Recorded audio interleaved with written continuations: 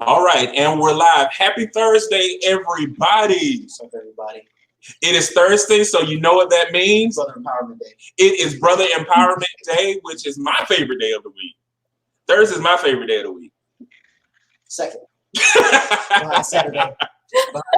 We're going to win him over. Thursday is the dopest day of the week. I mean, come on. And then it's named after Thor.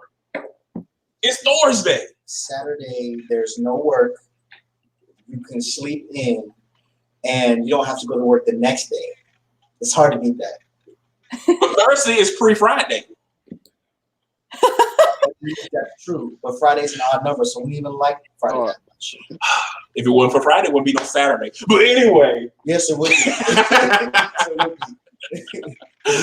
But anyway, for all of you guys, if this is your first time being on, Brother Empowerment is actually an initiative where our whole goal is helping brothers to break through without breaking. This is an opportunity for us to have healthy conversations, not to bash anyone, but really to celebrate what it means to be a man and be connected to so many different families, but at the same time, have those conversations where it can give us a different perspective and looking at things. Absolutely. Okay, as you can see, we have some special guests on. But I definitely got to say my sidekick, my right-hand man, my brother. What's going on? We got Cordell here. I'm here. You ready to have this discussion? As always. Yes, So why don't you do me a favor? Why don't you go ahead and introduce our guests for everybody? Okay, so ladies first. So we have now. Excuse me, I don't want to butcher this. Is Cassandra? Cassandra, yep, you got it. Cassandra, yes. So Cassandra is here. She is she ran for office or political office here in Fuquay, correct? Now what was the office you ran for? I ran for town council. Okay, tell the people, okay. Celebrity in the house, okay. So we also have Angie, who is well, as you guys know, well, you may not know, but if you don't know, you should. She is an activist, and she also put out a very heartfelt and very, very profound statement concerning social justice and how she relates that to her children in their home last week. It was very, very heartfelt. I was actually very moved when I read it. So is there any titles you hold, Angie, besides activist? Thank you. I'm learning to become an activist. So I'm always learning. I'm a constant student. Okay, well, that's great. And then we also have, as you all know, we call him Superman. He don't have his cape on today, aka his suit and tie. He's dressed down today. So we don't know. Yeah. That's right. A protest or something right now. But yeah, our resident and real life Superman, Kerwin, is here with us today. You know, so definitely I'm glad to have all of you guys with us. It's very much a pleasure. And what some people don't know, I always want to give this opportunity to say that. Whenever we talk about how Love is a Parable started 6 months early, it's actually Angie's fault. She was the friend who wore the shirt to the closing of Finding Patience, and we woke up the next day to like hundreds of phone calls about how do I order a shirt. So the first 6 months was bananas because of Angie. And then Angie got real busy doing different things. She's a big history buff, but she fluttered away, but was always checking on us. And then here she come back again wearing the same shirt, and now I have people reaching out to me from the UK talking about I want a shirt. I'm like, okay, because of Angie again. But one of the things that I was most impressed with Key and Kerwin is Angie and I had a really tough heart-to-heart conversation about racism, social injustice, white privilege, all of that. And I think that was the first time Angie and I have ever had that deep of a conversation. Would you agree, Angie? Yeah, it was great. Yeah. And then Angie asked the question, what can white people do to be a better ally? And I was floored. I was like, whoa, well, it was so many different things that ran through my mind as a man. Then as a Black man, as a father, as a brother, you know, so many things ran through my mind. So I'm interested in knowing, Cordell, Key, Kerwin, Sorry, Sharon. It's fine. What do you think that white people can do to be a better ally? If I had to start, I would say the first thing, which Angie did, which is great, is recognize that we need them as allies. Because a lot of times I don't think they recognize that we do need them as allies. We need them to speak up. We understand that they may not fully understand what we go through as African American women or men, but the fact that they can recognize injustice, discrimination, and then be willing to speak up and be proactive and work alongside us, I think that's important. Thank you. Okay. Thank you for that. Karen, what you got? Oh, Cordell. Those are great. Those are great. And can you hear me? Yep, we can hear you. All right, so yeah, those are great and valid points that she made. So one of the main things is for them to really speak up and know that they can assist us when we're going through different adversities, and not just only in that, but just partner with us with and other productive things. But the main thing is to use, and I'm going to be frank, their white privilege to kind of get into avenues that we can't get into, especially me as an African American male. So some things I'm just automatically shut out from. We have champions in there for us and people who are fighting alongside of us. So when people see that collectively, that is a beautiful stance. And I just wish if the world could do that,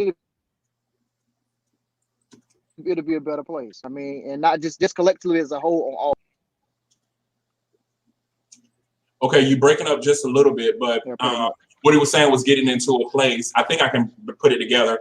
Just to get up to be in a place where certain doors, using that white privilege to help. And I talked about this with you too. Like, don't try to discredit the fact that privilege exists. Mm-hmm.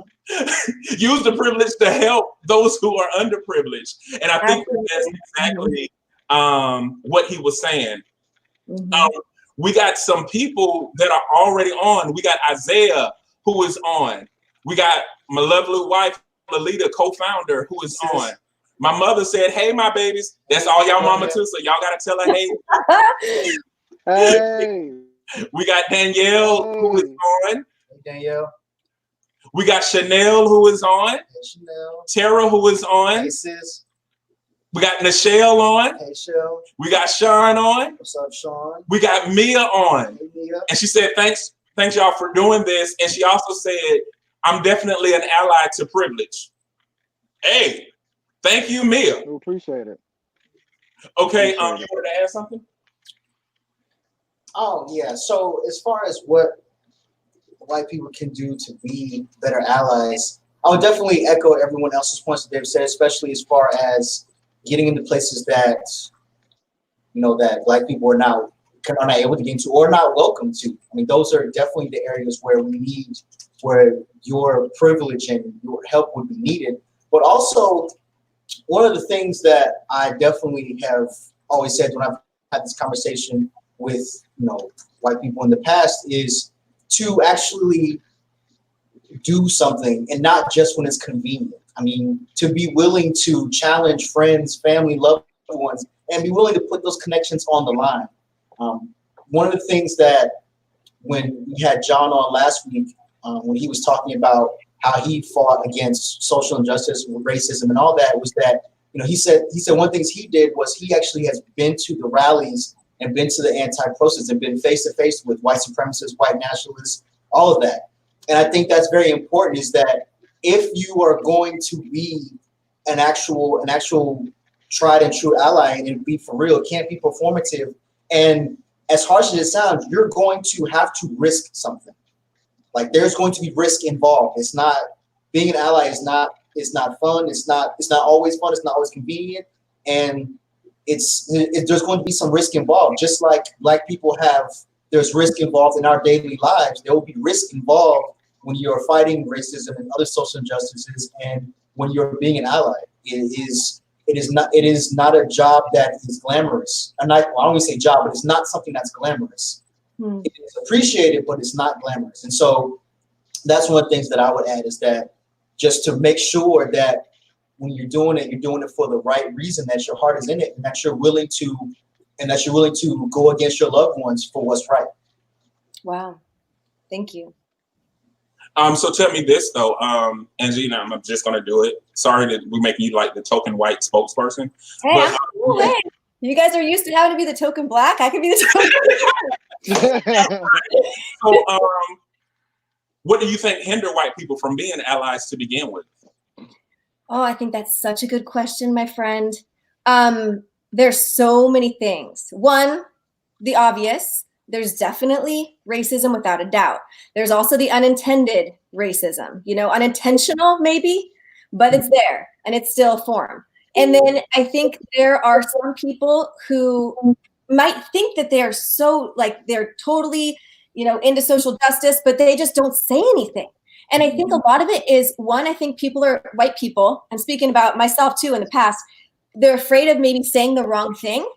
Yeah, exactly. Be the token white person. Yes, Mia, I totally agree. So I think sometimes they're afraid of saying the wrong thing.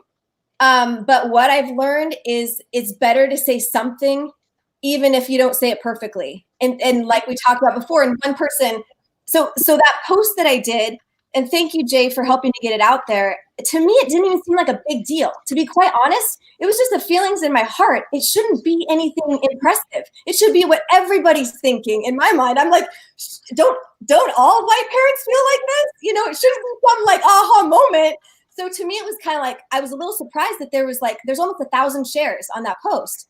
And one person, when they shared it, they wrote, "Silence is not golden." And I loved that. And I thought, yes, that's what it is. Even if all we can do is say, this is wrong. Maybe we don't feel qualified to know how to talk about it. If all we can say is, this is totally wrong, that's something. We have to take those steps to enter into this instead of just saying, oh, okay, I know that's wrong, but I've got other things. I'm distracted. I'm going to do something else. We need to take that time to stand against it. But I think a lot of people are afraid, not always because of what their friends might think. That's part of it. But I think a lot of them assume their friends feel the same way. I feel like my friends feel the same way. I'm like, you better feel the same way or you're not my friend. You know what I mean? So, that is who I am. And I can't, I'm sorry that sounds like a harsh thing, but this is non-negotiable. You know what I'm saying? Like, this is who I am. This is love. So I feel like some people are afraid. Some people are, worried that maybe people will misunderstand what they're trying to say. And other people, I think they're just too busy with their comfortable life, to be quite honest. And they don't feel like they need to come out and take a stand. But what was interesting is that after that post, I saw and I'm not saying this is because of me. It's not because of me. It's because of, and please don't misunderstand.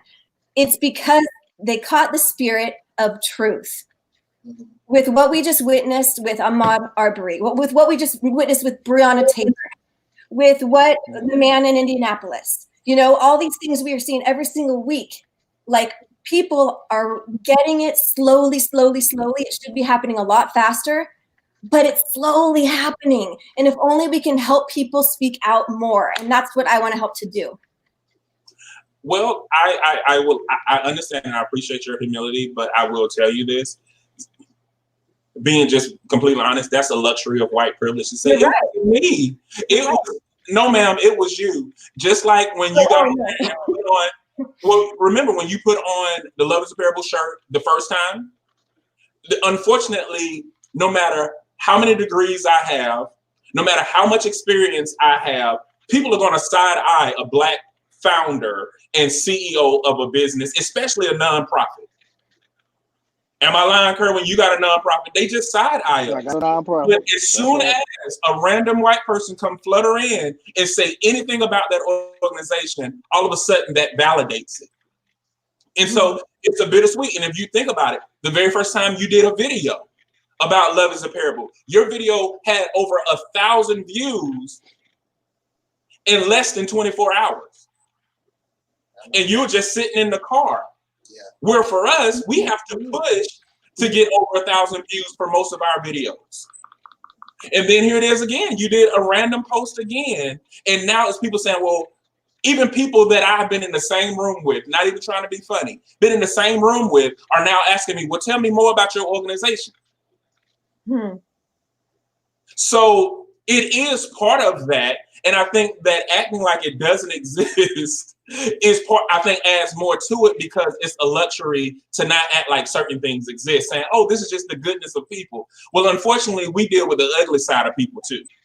Right. And it's a lot of it. You know what I mean? Mm-hmm. Mm-hmm. One of the questions that was asked from this is That's right. how to help comfort an only child or a strong person during this time, especially after the Ahmaud Arbery situation.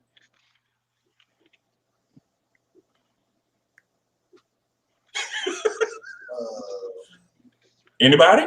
Well, as far as I mean, so are we comforting somebody white or black? So it's two different. My bad, bro. It's two different roles that you have to play because it's two different cultures and it's two different levels of comfort that you have to give. Especially after the recent shooting of Ahmaud. So for the black single mother or family, you really have to arm your child with the spirit of truth and to be alert of their surroundings, to be aware of the situation. Sometimes it's good. Sometimes you got to put the kid gloves on with a kid, but sometimes as they get older, you have to take them kid gloves off and really speak truth to them, especially if they're black. I mean, I'm just gonna lay it out like that. As far as the white perspective, they really have to instill in their kids and show prime examples the importance of being involved and getting involved. In order to help bring awareness to the situation. So my main thing is silence means acceptance, right? So if we continue to be silent about white supremacy, white privilege in our culture over here in America, then the problem will never be addressed. And so for us to begin, we have to address the elephant in the room, and which is this, and then we have to break down different solutions to this. So they have to teach that same type of philosophy in their household and let them know, like, yeah, you know, it do exist, but you know, you have the opportunity to help these individuals for the love of humanity. And that's just how. Mia said something that was strong. She said, Black people shouldn't have to die for us to get it. Yep. And she said, yes, we have to use our platform for good. Danielle said, I borrowed a post the other day that said, dear white people, on my timeline, are you raising your child not to kill my Black child? And that was a powerful statement. Sean said, in my opinion, I think some of our white brothers and sisters are honestly just afraid to give up that white privilege. They may not be able to digest the day-to-day oppression we're left with, no choice to deal with, nor would want to digest it. That's exactly why I said that there's risk involved. That's great. That's one of the risks. Yeah. Mm-hmm. And I would say, like Curran was saying, I know growing up as an African-American female in the South, African-American father who grew up in the South, we all know as African-Americans that there's always the talk. You know, we have that talk. I think the talk has to be whether you're African-American or Caucasian or any other race. I think everybody needs to be having a talk. The talk may look a little different, but there still should be a talk. We can't act like race doesn't exist, that discrimination doesn't exist. We can't change the fact that we're African American. That's it. You know, we can't keep saying that I don't see color. The truth is we all see color. It's how we deal with what we see and how we treat each other that's important. I feel like as Caucasians, as African Americans, when we're having those conversations and we're having those talks with our children, we have to be brutally honest, maybe with kid gloves, but at some point we just got to be truthful about what's going on out here, and we have to be the change one by one. And then we have to not be afraid to come together and talk, because it's good to talk in your circle of friends, but if you never interact with an African American, I don't care how many conversations we have, I never interact with a white person, I don't care how many conversations, there's always going to be some kind of bias and fear there. So we have to cross that line, cross over the bridge, and meet halfway. I love that. Yeah. Tara said the question highlights the problem. We are all, as Black parents, having the same conversation. Our strong friends are just as hurt and tired of these things. We are alone together. No one's pain or fear is worse unless you are the grieving parent. Mia said, we are seeing how white people are freaking out because of wearing masks. Obviously, we aren't used to oppression. It's ridiculous. Right. Nichelle said, definitely have to have the talk. Yeah. Right. Mia said, find people who don't agree with you and talk with them. Mm-hmm. And for some strange reason, I don't know why my life is set up this way. I always get the closeted racist to sit down and talk to me. And I'm like, why do you talk to me? But so many people sit down and talk to me, and we have some of those tough conversations. And some of them have become allies and real supporters of people that are dealing with injustices.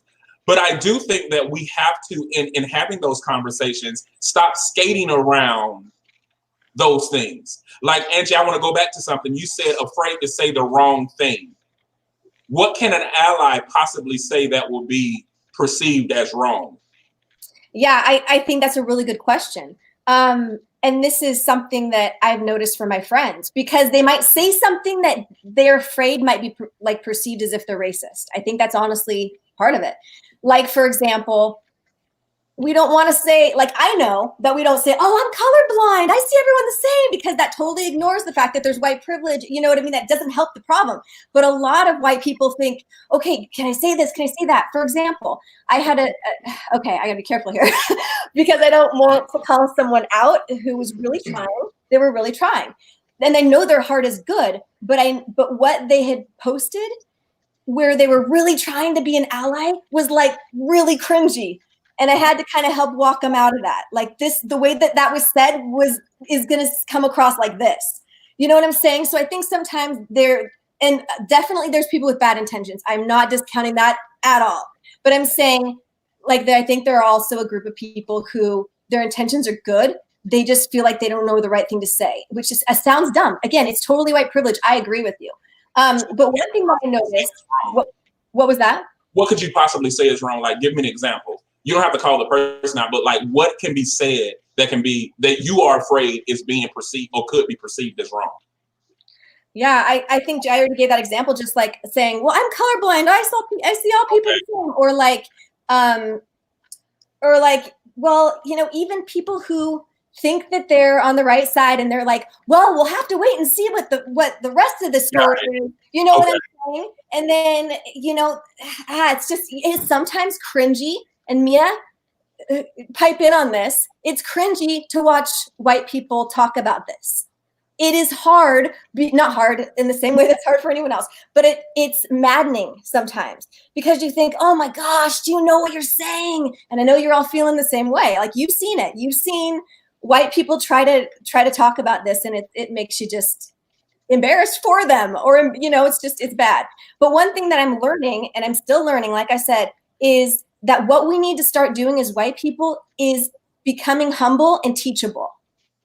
And instead of acting like we know how someone else is feeling or the situation, we need to come in and listen. And we need to have empathy and try to understand and validate. Because I'm not going to go into somebody who served in a war and try to talk to them about their experiences saying, oh yeah, well, that didn't really happen. Or, oh, okay, you know, acting like I know what it's like being a soldier. And in a sense, I feel like so many people of color have had to be soldiers every day. They have PTSD because of bad things that have happened over and over and over again, a lot of traumatic experiences over and over and over again. You know, so I can't come in and act like I know anything. One of the shares of my post, I went and hopped on just to make sure that I wasn't being misunderstood, you know, and I was looking through what people were saying. And one person said, she doesn't know what she's talking about. She's not a Black mother. She has no idea. And I thought, you're right. I don't. I have no idea. But I'm so sorry. So I popped on there, and she doesn't know me. But I was like, I am so sorry for what you're going through. I will never understand that. I don't understand it. But I want you to know that I care, and that it's wrong what's happened. And I'm sorry. I don't need to be defensive. I don't need to act like I know what's going on. I don't need to try to prove a point. All I need to just do is listen and validate and try to understand. Key, you was about to say something?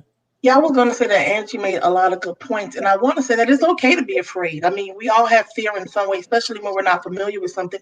I think it's once we get past that fear, are we able to be corrected? Are we able to open ourselves up? Because you may say something and have the right intentions, but I think you know those who have the right intentions, because if they say something and we or anyone else expresses themselves like you, they either want to apologize or they want to understand more. But when you get defensive, there's nowhere to go from there if you're not going to be able to hear what we have to say, or you'll never fully understand our experience. But I also believe relationship is important. You'll never understand about being an African American woman. I'll never understand about being a white woman. But what I can say is the relationships that we forge together can break down stereotypes. So when someone's saying something, you can't necessarily experience what I'm going through, but what you can say is, I know someone that's not like that, and I know someone that's doing this. And so it causes the breakdown of stereotypes. That's awesome. Absolutely. Yes. One thing I want to say too is I understand all the points you made, Angie, and they were good points. I understand about how some white people who want to help can be afraid about saying something that may be taken out of context or whatnot. What I will say to that is that before, you can also go to, if you have friends like Jay or anyone else who, or myself or Kerwin or someone like that who can talk to you in that way, then that's definitely fine. That's definitely a good resource. I will also say that just like anything else that you don't know about, research is key. There are one of the things that, and why it may be hard for why some white people may feel like they can't talk to black people, is that some black people are hostile to the idea of that, or just not open to that. And one of those reasons, because we have explained and we have been talking time and time again, and talking does not work.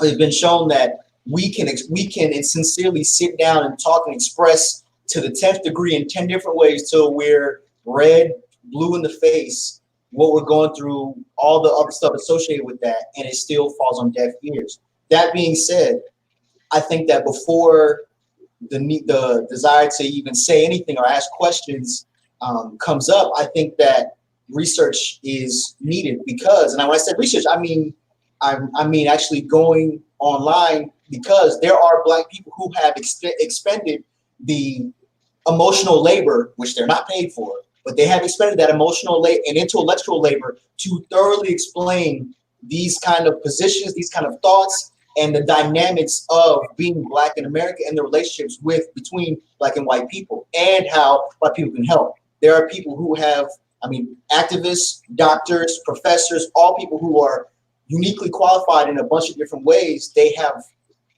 really sat down and written out all of these things, and they're there. They are there. So that's one of the things that I think that would be most helpful to white people who are experiencing the same kind of nervousness or apprehension about speaking about certain things, because they don't want to take it out of context. Mm-hmm. There are black people who have written out and they have given you exactly what you need to know, and it's there. Yeah, I love that. Please don't go to Urban Dictionary. I just feel like I have to put that out there. Yeah, no. Please don't go to Urban Dictionary. Yeah, let me say, this is not me that's feeling this way, but I have in the past when I first started, Yeah. I will say this too, though. The thing that we also need to address is that I have found in my experience that it is easier for a white woman to be an ally than a white man. Yeah. And I think that because white women do experience some level of oppression, and they can relate in some way with feminism, they can relate in some way. Whereas white men are the ones that I find myself more exhausted explaining things to, because it seems like they're the ones who don't get it, because they don't realize that they've set the standard for racism, for misogyny, for so many other things that happen to us. That's also the frustration. So one of my recommendations is, white women, talk to your husbands. Ooh, yeah. Talk to your son. Yeah, talk to your son, talk to your husband, because a lot of times they're the problem, whether it is directly or indirectly, because they usually are in positions to influence change and do nothing because they decide not to relate to it. So I definitely wanted to say that we got some strong comments. Yeah. I'm a single mother of a Black male. I have had an open dialogue with him regarding the police, how he's viewed by others, etc. He understands that they are still in authority, yet knows there are precautions as well. Tara said the talk is a standstill. Nothing we say and tell our folks to do works, but still doesn't even work. Be still doesn't even work. I'm sorry. This is the frustration. Exactly. Mia said, Angie, I love this, but seriously, us being uncomfortable is too damn bad. Excuse the damn. We have to move past that. I hear you and empathize. Trust me. It is hard, but it has to be done. It's a lot of them, bro. You're gonna have to help me now, because they just jumped up there. Okay, some people perceive white person speaking at all as out of pocket and pounce. That's another level of growth that needs to happen in our community. Learn the energy of your allies is not by your skin color. Yes. Wow. Yeah, that was a good one. Learn the Tara, yes. Right. Can you post that again? Because I'm going to steal it. Learn the energy. I might give you credit. Right. Malika said the new talk is to go get yourself a gun, a concealed carry license. I signed my permit today. I meant yesterday. I meant Monday. At least then you have a chance to get justice on the spot and make it alive. These people are not reasonable. Reason won't work. Nothing that we or other white folks say will make a difference in these high tense situations. Yeah. Can we not just pass over those though? I'm sorry, I don't mean to stop, but I didn't want to just. Can you? I just didn't want to pass by the one that the Tara said, and then this last one. The one Tara said. Yeah, Tara. I don't think she could have said it any better. It takes growth on our part too, to not pounce on every white person that says something. I definitely agree with that. I know that just from my experience and my background, that I have people in my corner of all different races and people that are truly allies and really out here trying to fight for the injustices. So I think we have to be mindful of that too. We can't tell them to be an ally and then jump on them when they say something that we may not necessarily like, because sometimes what they're saying is truth. So we have to do that. And the other comment that where they were saying that talking won't work in high intense situations, I understand that, but I still feel like we still have to have the talk. We still have to continue to move forward in order to break down these high intense situations. Also, I'm just a firm believer that we as African Americans, as much as it's systematic to keep us out of things, that just like Love is a Parable is taking a stand and has a platform, we have to get out there and take stands, because the more that we're empowered, the more we have to say, the more we can get laws changed and legislation changed that benefit us, because that's where it starts as well. A lot of the laws that are set up to harm us and have been harmful to us as African Americans. We have to start fighting and getting in there and changing these legislations. We have to show up at meetings. We have to be present. We have to let them know that we're here, we're intelligent, we're knowledgeable, and we will not shut up or stop. Nothing will stop us. And I agree. The reason why I will not stop talking is because the day that I stop talking, in my opinion, that gives them a view that I'm okay with it. Right. That's right. I'm gonna make some noise. I'm gonna say something. Now I'm with having a gun anyway, because here's the thing that I thought about.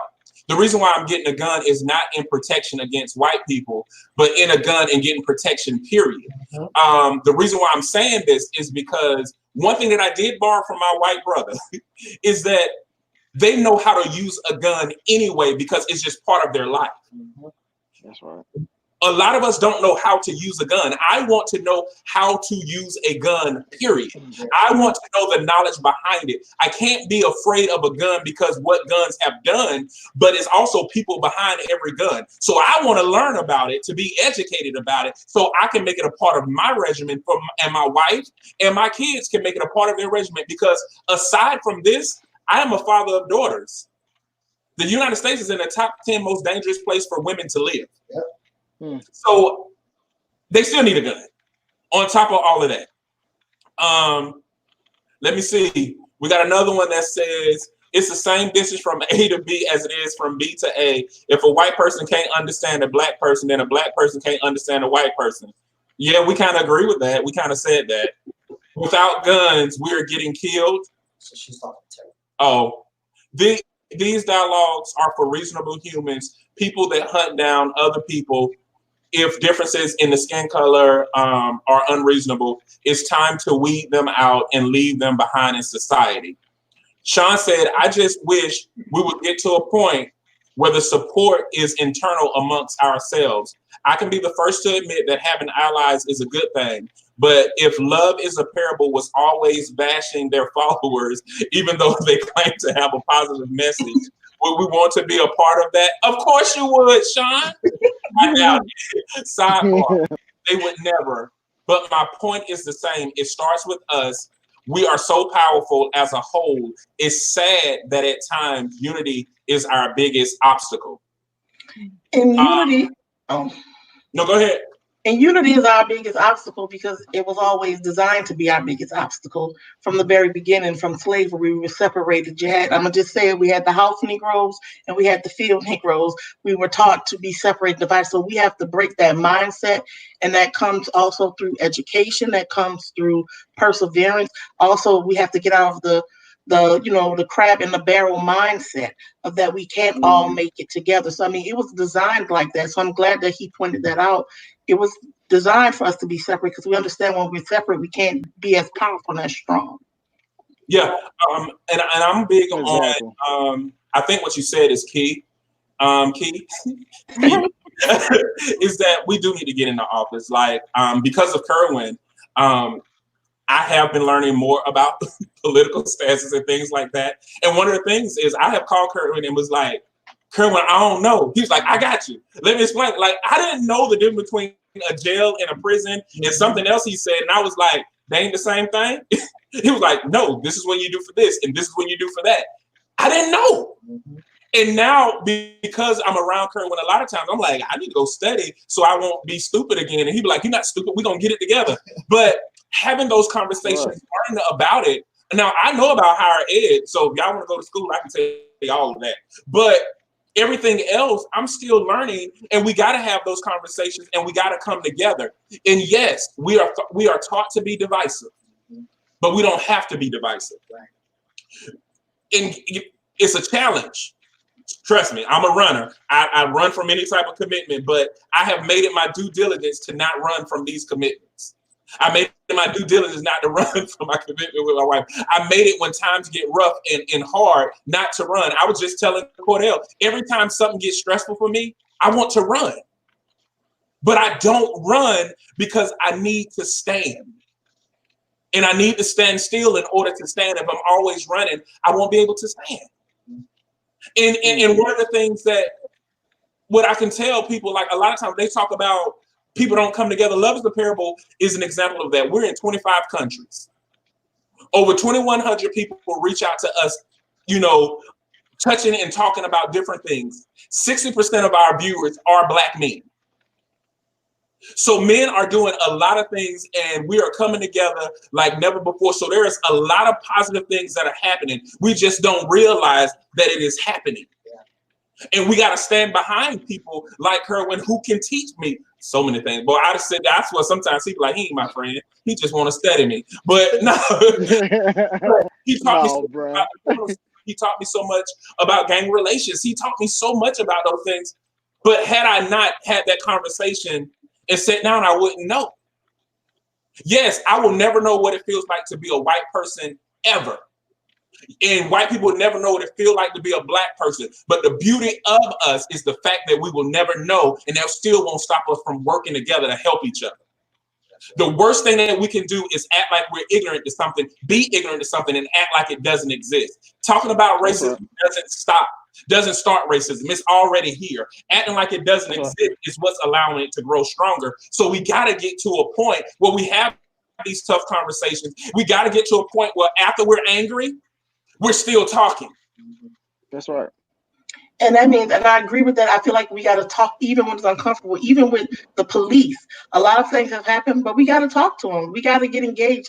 You know, for me, I don't believe every police officer is bad. And I will say that I have to give a plug out to the Fuquay Varina Police Department, who come together and want to work in the community and are working with us and talking to us. We have to show up, because if we don't show up, we can't just keep saying, well, it's not going to work. We have to show up. It's uncomfortable for some African-American women and men to walk in a room full of police officers because of the experiences some of us had personally growing up. But we got to start somewhere. We got to meet where we can to get this to change. That's just my biggest thing. To me, it all goes back to relationship causes you to, because you know, I'm married. I've been married for almost 11 years, and I get upset with my husband. He frustrates me, but because of the relationship, I always go back to try to work it out. I always go back to try to figure out what was going on with him, because I care, because love is that parable. So I think it's the same thing when you build a relationship. It causes you to want to come to the table and talk about things that are uncomfortable, that you don't agree with, even when you leave the table knowing you may have been wrong. I just feel like relationship is important. I keep stressing that. Yeah, Cornelius said it's very important. conversation. It happens when people are angry, and that becomes the excuse. Danielle said, I agree wholeheartedly. It does not seem that these talks and lessons get lost as our children grow and become more influenced by their same race peers. True unity is the only way we will be able to tap into that infinite resource. That's right. Tara said, it definitely starts with us. We usually only unite when we are angry. Don't support our own, even in business, unless a racist pops off. Then we know group economics. We are also our problem. We love shopping amongst white privilege to feel elevated and cocky with it until we're mad. Lots of growth is needed on all sides. A lot of people agreeing. A lot of people want to vote for Kerwin, aka Cassandra, you got it with the relationship. All police are not bad. We agree. That's right. Mia is still shouting you out. Up, T, you getting it? And then some don't want relationship. Just be friends or get to know one another. All parties have to have open minds. I will add this though. Stop trying to force people who are not open to be open. Maybe we're going to the wrong ones. Maybe you're not supposed to go to Jimmy Mathis. Yeah. But then you can go to Angie Staley and be like, Angie, I need your help. Yeah. Because it might not be for you to go to Jimmy. It might be for Angie to go to Jimmy. And so if we want to talk about it, we have to be strategic. And it's just like the kids. When the kids want their dad to do something, they go to mama and like, Mama, can you ask that? But we act like those same dynamics don't exist. If you want a job, you ask for a hookup. Hell, if you want a discount with somebody now, you ask for a hookup. Do the same thing. It's like the same principle where stop trying to go in places where doors are locked. I never press to have a conversation with someone who don't want to have a conversation with me. Yeah. And I also know, Tara said it, learn the energy of your allies. I'm not trying to learn the energy of a foe. Yeah. I only got one caveat to that because I agree with you. But if they are not open and they're in a political office, if they're not open and they're in a position of power in any way that can continue to keep us oppressed, we got to move them. We got to get them out the way. We got a lot of work to do. That's a whole nother. We cannot wait for them to open up when it's our lives at stake. That's all. Yeah. Stop voting. Look, and stop just voting when it's president time. Yeah. We always vote for the figurehead. Get them small votes. We're in a republic. People keep forgetting that. If you don't think about the elected officials that represent you, the reason why our voice is not being heard is because the people you got representing you, they're speaking on your behalf. And if you don't come to those small meetings, those little local meetings, that's where the true change happens. Yeah. Exactly. When are you running again? I don't know if I'm running. I don't know if I'm running again, but I just know even before I ran, it was just something that's always important to me. I understand the frustration. I understand people feel like our vote doesn't matter, but I just think about really you see this quote all the time. We are our ancestors' wildest dreams. if they thought the way some of us think, they were frustrated, they were beat down. We have to get out there and don't just vote based on what you see on TV. Like Jay was saying, don't just vote because it's the president. Get to know who your elected officials are. Get to know what they stand for, and then hold them accountable if they don't do what they say. That's what I'm saying. It's just important for us to be involved economically. It's important for us to be involved politically, because that's how we change things. They need our dollars. They need our votes, believe it or not. Yeah, I definitely That's agree. what With it that. is. One of the things that I've seen other activists talk about, and just people who are not activists but who are involved, is that we have so many activists or people involved in office that don't have, they're community activists, but they don't have community support. That's the thing that's lacking. So we can say all day, the community can say all day that they want someone to fight for, someone to get behind, like a Kerwin or a Cassandra, excuse me. But if there's no support, if we don't show up to support, or we don't show up to meetings, we don't show up to anything, how are we supposed to get somewhere as a community? So I definitely agree with that. And I think that all ties into everything that everybody was saying, the relationships, everything, being aware. If you want community activists, then the community has to give support, and not just support verbally. It has to be an actual action, which means you have to go out and actually support who is speaking or fighting on your behalf. That would be like us never saying we support Kerwin, but never sharing his stuff, never showing up to anything, never shaking his hand, never saying, hey, what can we do for you so we can take some load off of you? Because we're ready to do stuff too.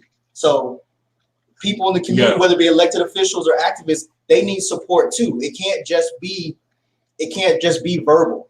Verbal is that it can't just be what's called slacktivism, which is just support behind the keyboard. It has to be actual action. Right. Exactly. Yeah, it definitely takes physical action to move or change any political spectrum, to really change any spectrum, for that matter. But to unpack, there's so much to unpack. But to go back to the police thing, right now the current culture with police in America is, to be brutally honest, it is white supremacy at its best. And I know it's not all of them are not bad apples, right? But it only take a few bad apples to spoil the bunch. And that's one of my things. So even with them, they have a blue code of silence, right? So where they know when one did wrong, but yet they will not speak out against that one who's done wrong or injustice. And here's my problem when stuff come in, as far as when it comes with law enforcement, because if it's bad apples in that bunch, then they need to be weeded out. And they need to be called out for what they do. Is called accountability.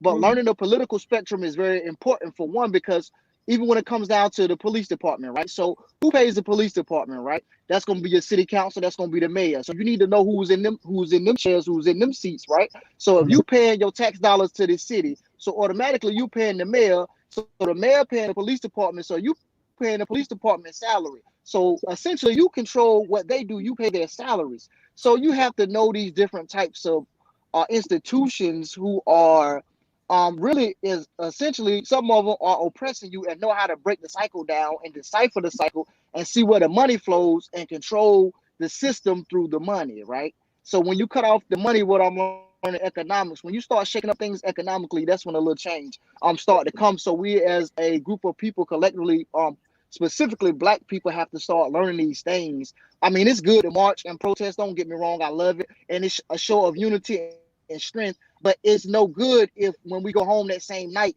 the next day is back to the same BS that we've been doing, and we just talking about it, and there's no action behind it. So we as a people have to get together collectively, and we need white allies who can get in white places to help us move this spectrum together collectively. And it's going to take some hard conversation. It's going to make a lot of people uncomfortable, but it needs to be had, and it has to be talked about in order for a change to come. Period. Yeah, some of us are tired, and so that's why, when some people say they're exhausted, I get it.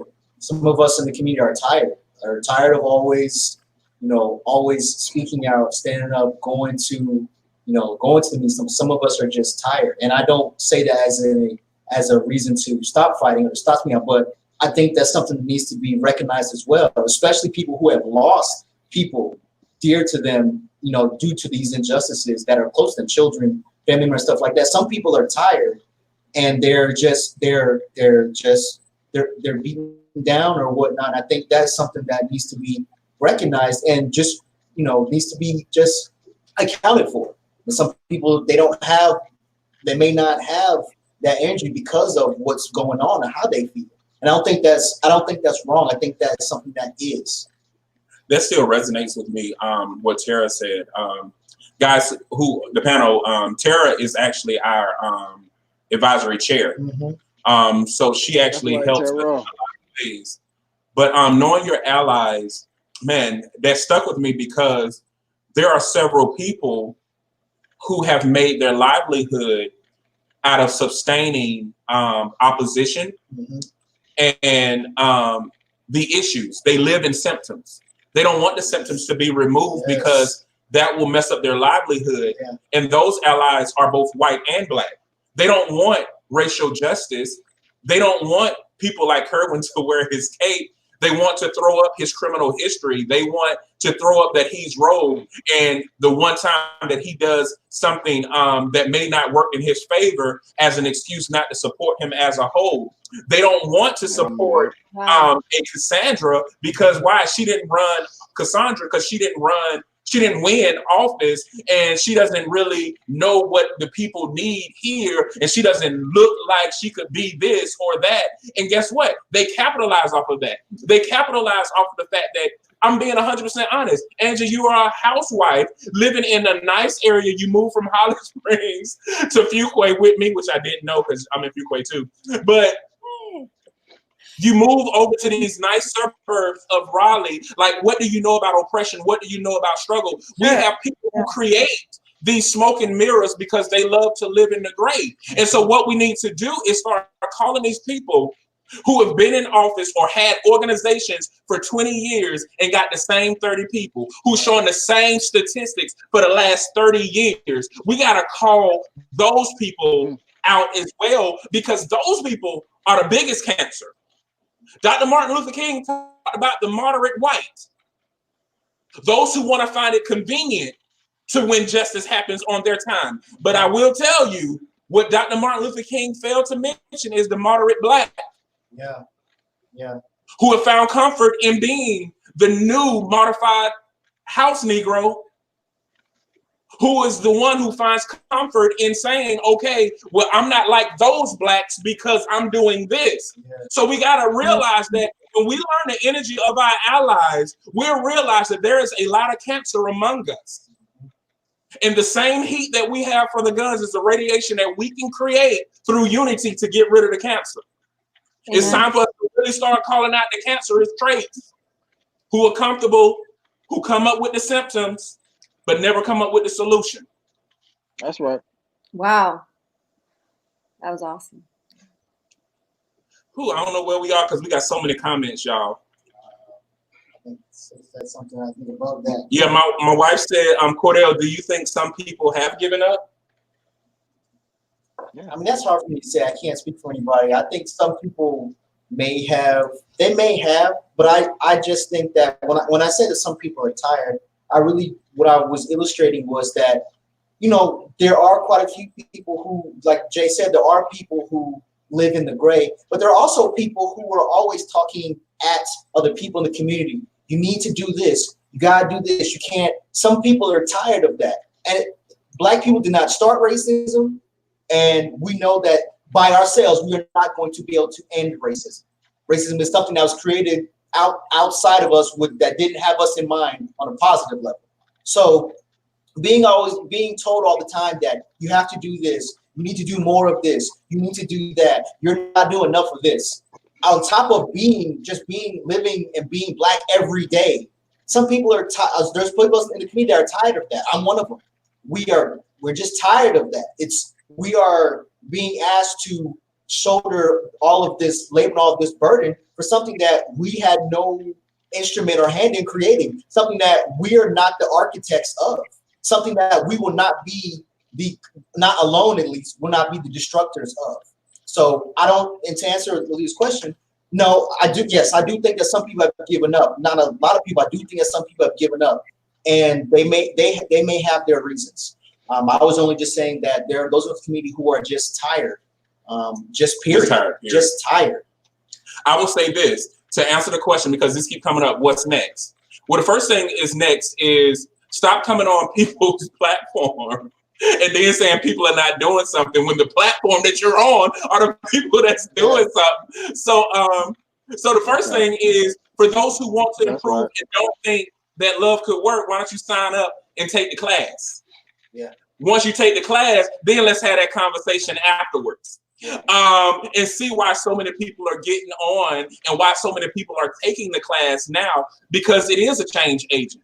The next thing is I have partnered with everyone except Key, but we're going to partner to come up with some ideas to impact change. What we need from you guys to do is stay connected, stay supported, stay supporting us, because we are coming up with strategic things that will make an impact.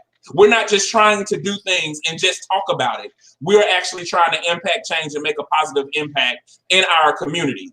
So stay close, because you don't want to say something prematurely and I have to be the one to laugh at you and be like, ha ha ha, we told you, because now is the time to make change. And we are doing certain things. So 2 things that people can do: find your love advocate, a certified love advocate, connect with them, find out about what we teach and what we doing.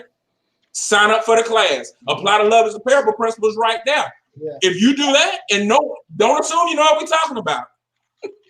Sign up for the class, take the class, go through the class, and let's have this conversation afterwards. Next, Angie, Key, Kerwin.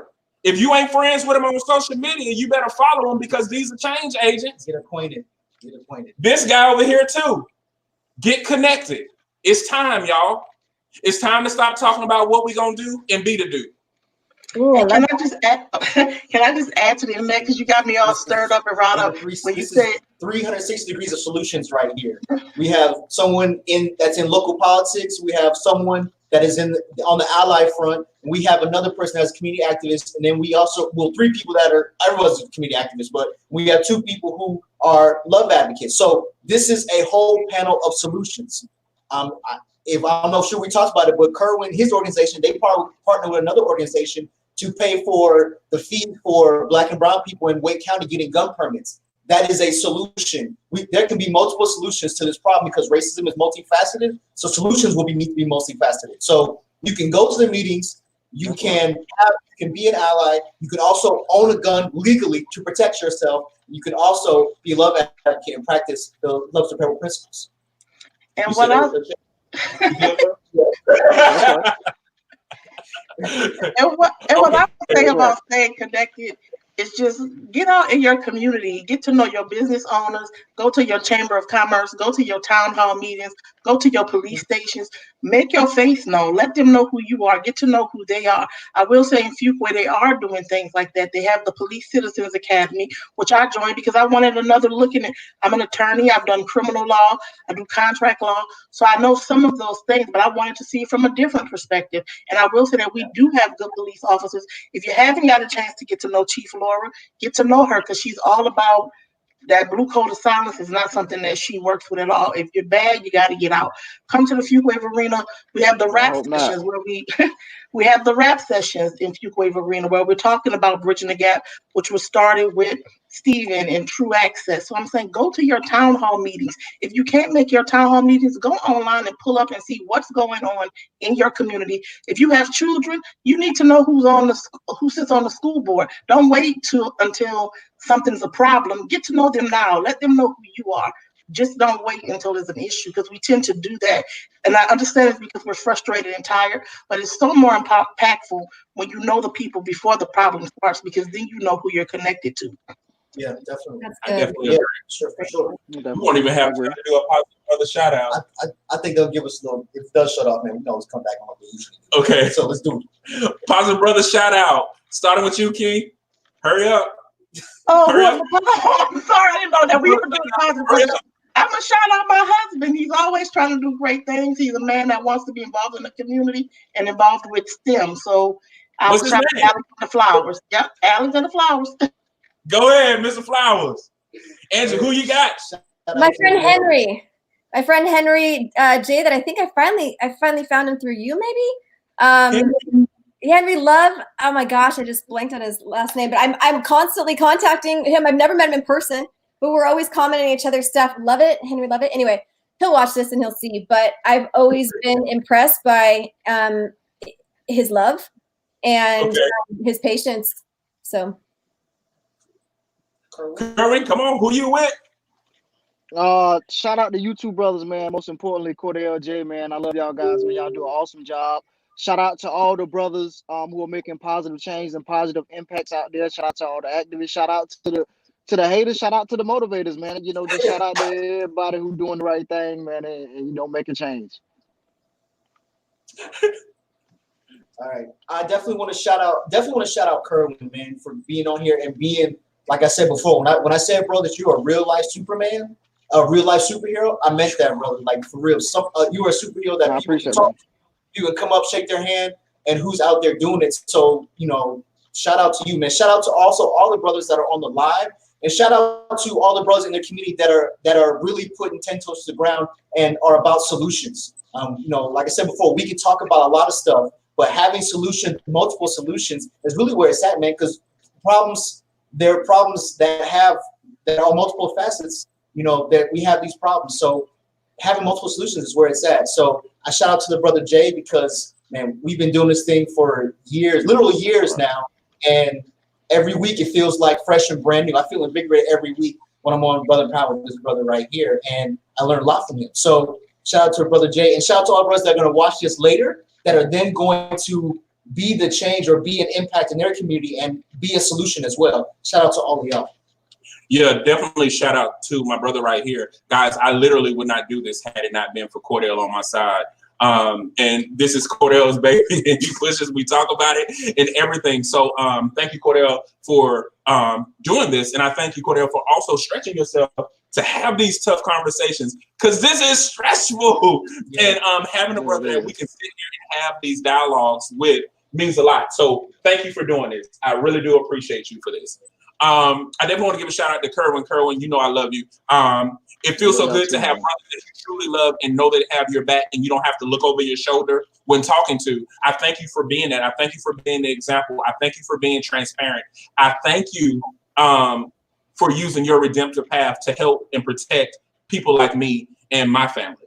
I definitely do appreciate that. Sean, I thank you for always being on, challenging us. Yes. Cornelius, thank you for the work that you're doing in our schools. The list goes on and on. Us, Isaiah, all of them. Yeah. But most importantly, guys, that brother that doesn't have a time to be on social media because he's doing whatever it takes to take care of his family. Yes. Can we shout him out? Yeah. Can we give him the love? So I definitely thank all of you guys for what you're doing. Please tune in. We'll be here every week on Thursdays. We can't even take Thanksgiving off no more because we got people that be calling in. No, like, where's Shaw at? In Saudi Arabia, in Canada, they be like, it ain't Thanksgiving here. So shout out to everybody that's watching. If you don't know anything about us and you want to learn more about Love is a Parable, please visit us at loveisAparable.com. Find us on all social media platforms by Love is a Parable. Yep. And I will make sure that I put everybody's information, how to get in touch with Key, how to get in touch with Kerwin, and how to get in touch with Angie on the post and in the comments. Guys, we love you. And like we tell you every night, every time we do this show, if you feel like that there's nobody in this world that loves you, you have just met, that's 5. 5 more people. That's 5. It's about 5 people. 5. That's right. 5 people. You said 4 people because this one don't love y'all. But you got 4 that love you. Okay, I'm done. But no, seriously, you got 5 people that love us. Love you. Reach out, connect with us, guys. Have a good night. All right.